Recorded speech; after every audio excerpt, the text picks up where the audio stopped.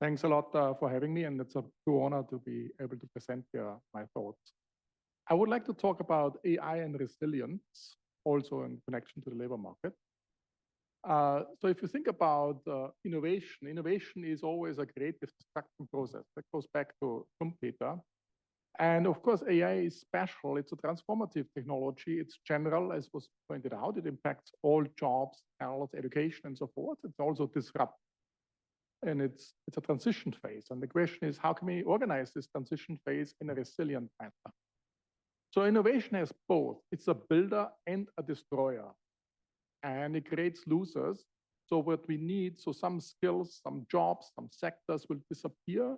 And it will take time till new ones will appear. That makes it especially dangerous or tricky during the transition phase. We went through earlier transition phases, but I think that's the thing to focus on. And the question is, how can we design this transition phase in a resilient manner through adjustability, agility, adaptability, and so forth, to make, for example, in the labor market, and if it's portable, you can switch easily from one job to another job, serious retraining, and so forth. So what is resilience? Resilience essentially is, the ability to bounce back or bounce towards the new and recover by pivoting. So you have to change. There's a change involved. And in this sense, it's different from stability, where actually you would like to come back to the status quo, to the old situation. So the way I would like to think about this is like a two-speed system. And as David pointed out, of course, there's a certain innovation coming on. Some new things are possible, which were impossible beforehand. You can do certain things. In David's example, suddenly we can fly. We couldn't fly before. So things are possible suddenly.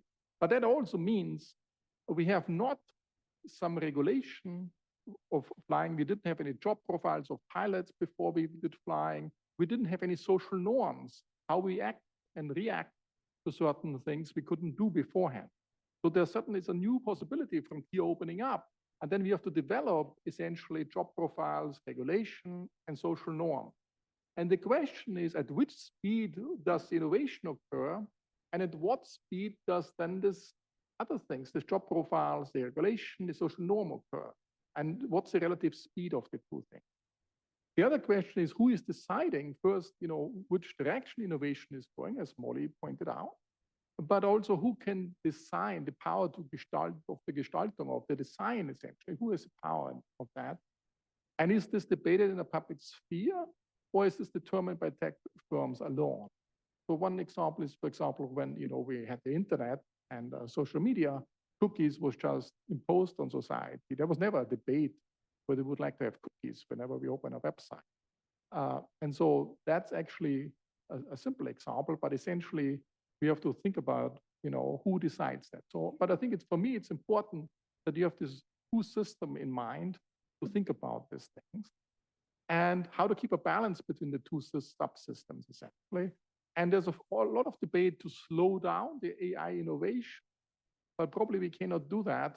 But we should focus much more, how do we speed up the second system? And so that's in order, because you want to balance both systems. You don't want to have a lot of innovations to be able to new things, but we have no social norms, no regulation around it, how to handle this. So you want to speed up the second system in order to keep the balance. Let me just illustrate this in a figure here. So what you see here is, we have a certain technology, the horizontal blue line, and then we have some transition improvements in this example. Typically, we don't know where this is going. And then we go to the new steady state. We have a new plateau we reach, let's say, and that's a transition period. And so that's the speed of innovation. There's a certain slope essentially representing the speed of innovation. Of course, there's typically, because the other system has to keep up, we have to adopt, we have to find new job profiles, we have to find new regulation, we have to find new social norms. First, there will be a setback, and then we catch up to the longer idea. So there's a so-called J-curve effect. First, it goes in the opposite direction before the improvement happens. And that makes the whole thing very challenging. But in this setting, it works pretty well. Notice there's a horizontal dashed line, I call it tipping point. Now, what I want to do is, and let's suppose the innovation is much faster. So here's a fast transition. And then you don't have a J-curve effect if you follow the dashed line. So the innovation happens much more fast. And then, you hit, instead of having the black curve, you have the dash curve down, and then you hit the tipping point, and you never come back up. And this system is not resilient. Okay, so that's what matters essentially is the relative speed between the innovation process and the adaptation and the second system. Now you would ask, is the AI process, is it special compared to earlier transition phases we went through? Of course, we had the Industrial Revolution, we had the printing press, and now we have AI. And I just want to highlight certain things which are different for the artificial intelligence. So I start out with this production function, where there's a function of capital K and labor, and then there's A, which is the productivity, total factor productivity.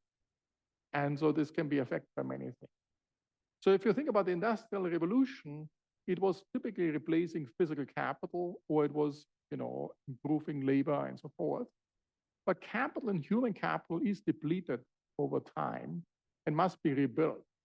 But labor is human capital, it's the same thing. If people die and replace the next generation, we invest enormous amount of money training young kids to just replace, the older generation. So that's in the Industrial Revolution helped us a lot with capital and labor. Of course, it was a transition phase, was very challenging until we reached the new steady state. Now, what's about the printing press? Of course, the printing press came earlier, but the printing press was about the fusion of knowledge. So it's about the productivity A. It still needed time to learn things like our generation. But it led to the transition phase was very long, and it led to huge dislocations. It led to the Reformation in Germany and in other nations, and also led to the 30-year war in 1848. So if this is not managed well, the transition, it can lead to huge dislocations and is not necessarily guaranteed you will bounce back to the good out. Now, what's about artificial intelligence? It's also about diffusion to some extent of knowledge. It's knowledge transmitted from one machine to another machine first typically instantaneously. If I find one robot to another robot, I can just take the information and move it to another robot or computer. While from human to human, to train a new human is much, much more time intensive and costly. But on top of it, it touches on the act of thinking itself. And of course, AI is also self-reinforcing, has dynamics in it, which is self-reinforcing, which makes it exponential, much more dramatic than earlier. Now, so in this sense, I think AI disruption, the transition is actually special and is different. Of course, we can learn from earlier transition phases, but in this sense, it's very special. But it asks the question, and come back to Corey, what he mentioned in the morning, is that does it alter the human nature itself? And especially what's our relationship? What we have to reflect what it means to be human given the AI, and especially in relationship to reality. And in other words, you can say, is being human, is it resilient?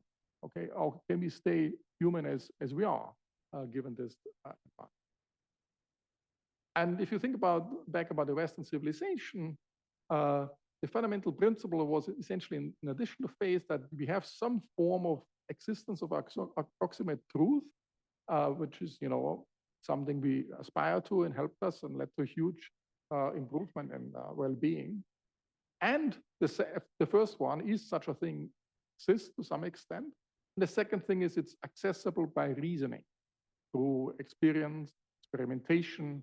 You can approach this truth. Of course, we never know the truth itself. We just have some model of the truth, and the model is just an approximation, and we might dismiss the model for a better model down the road.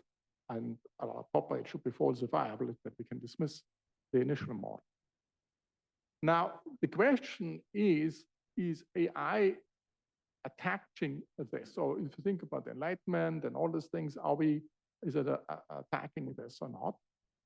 And one big element is this in AI is the unexplainability, the black box component. Does this lead to some extraordinary epistemological shift? So it's essentially AI is providing some forecasting, some recommender system, some recommendations, but without explaining the underlying mechanism. There's no underlying cause effect relationship, which is really made clear. That's very new. So if you think about many other models, you know exactly what the causal relationship is. It's not clear in this thing. And hence, it's not accessible to human reasoning the same way other approaches are. And that means faith has to gain importance again. But the question is, should faith of what? And of course, faith is important all the time, but the faith in some form of a machine or not. And that's essentially the challenge we will be facing from an epistemological perspective. So the question is, will the scientific spirit of inquiry, think about enlightenment, and also be replaced with some technological mysticism? So we must confront this consciously and critically, the philosophical implications of the AI. And so the key essentially, what becomes a human understanding the world where even the truth becomes to some extent opaque, or the things we don't understand in a causal relationship. So let me conclude. I started out more as an economist, and then I ended up more as a broader picture, which I think is very, very important. In a sense that, AI is special. The printing press was already special, was also focused on knowledge, but it was focused on knowledge diffusion. And it led to the Reformation, and it led to a 30-year war. But AI is also about the cognitive process itself. It's self-reinforcing, and it outsources decision-making, the choices we make every day. What does it mean, human? Is it being human that we make a lot of choices and decisions? We are autonomous to make these choices. God gave us the power that we can make certain decisions. Is AI simply taking it away, or is it like any other expert, which actually, takes some choices away from us and makes it for us? To think about resilience and this transition phase, which are dramatic transition phases, it's, I think, helpful to think about a two-speed system. And it's very important to speed up the second subsystem by generalizing people's skills and their job profiles. And we should also, what we should learn, we should actually learn, how does a machine potentially trick us? How can we zoom in and out?